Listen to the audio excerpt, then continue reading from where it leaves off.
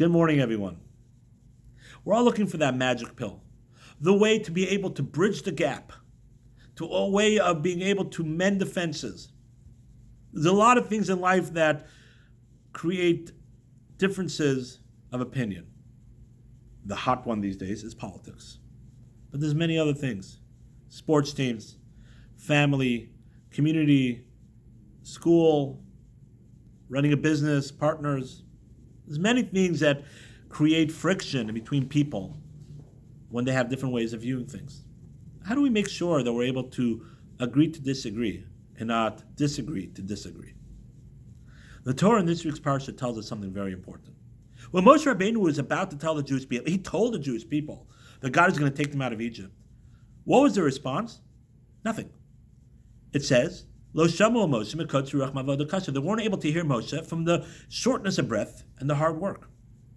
Commentaries ask, what do you mean they weren't able to hear Moshe? Of course they heard Moshe. Why does the Torah have to tell us from his shortness of breath and hard work? There's many different answers, but I once heard a beautiful idea that, of course, they heard the words, but they weren't able to internalize the words, to be able to react.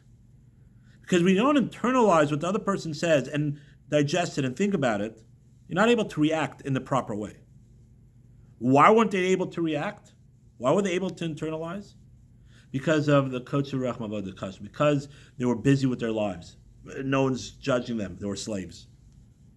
But they were busy with their lives. They were static in their lives. And my friends, that's something that we all have to think about.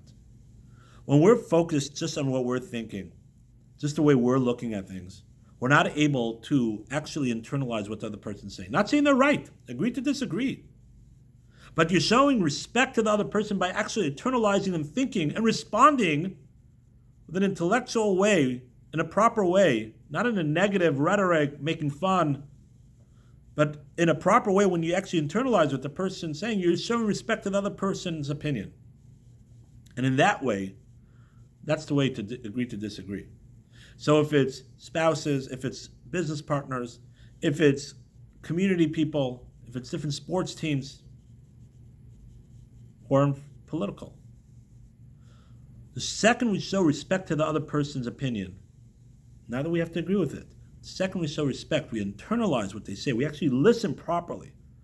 We're not tunnel vision, just what we think, the static of our lives. Then we're actually able to mend the fences. We're able to bridge that gap and agree to disagree. So let's all work on that, to be agree to disagree and not disagree to disagree. Wishing everyone a beautiful day.